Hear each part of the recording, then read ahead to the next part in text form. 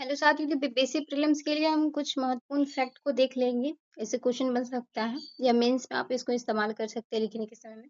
जैसे यहाँ पे वुमेन और मेन इन इंडिया 2025 की रिपोर्ट के अकॉर्डिंग हम देख सकते हैं कुछ आंकड़े। जैसे कि यहाँ पे दिया हुआ है जन्म के समय, सॉरी माफी चाहूंगी, जन्म के समय जो है, जन्म के समय लिंगानुपात 2017-19 के समय में जो था वो 904 था जन्म के समय में लिंगानुपात। अब जो है 2021 और 23 की रिपोर्ट के अनुसार जो है 917 हो गया। तो इसको थोड़ा सा याद रखना, पूछा जा सकता है कि जन्म के समय लिंगानुपात जो 904 था वो 2021 और 23 के आंकड़े के अनुसार कितना हो गया, तो 917 हो गया।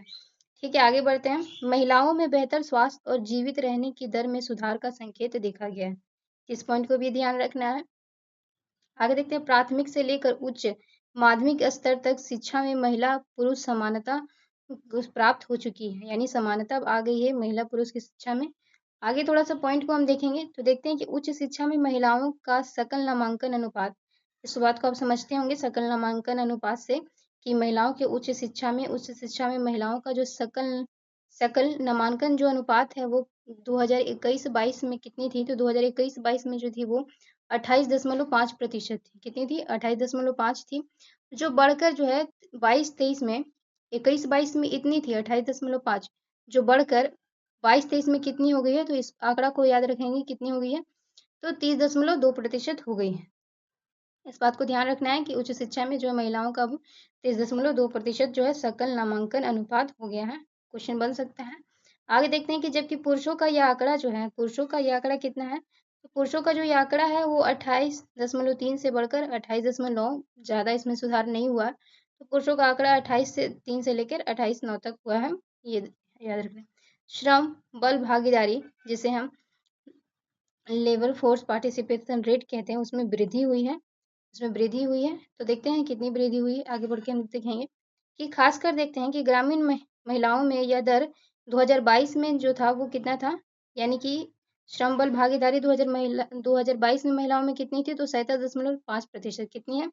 37.5%, 37.5%, 37.5%, 37.5% थी श्रम बल भागीदार दर। और जो बढ़कर 2025 में जो क्वेश्चन बन सकता है इस बार, तो श्रम बल भागीदार जो 2025 में हो गई है वो कितनी हो गई?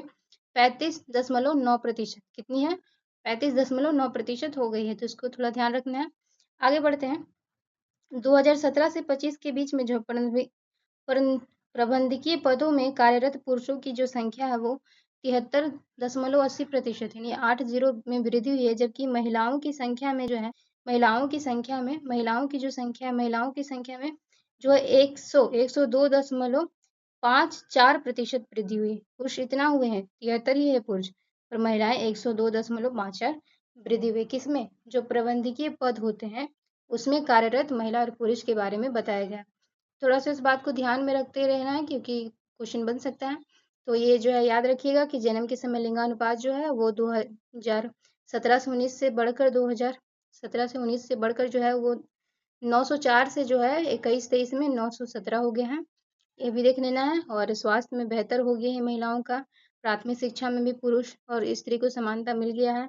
उच्च शिक्षा में याद रखिएगा कि इतना 28 से बढ़कर जो है वो 30.2% महिलाओं का हो गया है।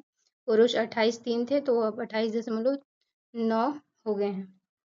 श्रम बल भागीदारी में महिला इतनी थी, कितनी थी 2022 में, तो 37.5 थी, और जो है 2025 में जो है वो 85.9% हो गई। ध्यान रखना है, ये सारे क्वेश्चन बन सकते हैं। अच्छा लगे तो जरूर सेशन को लाइक कर दीजिएगा।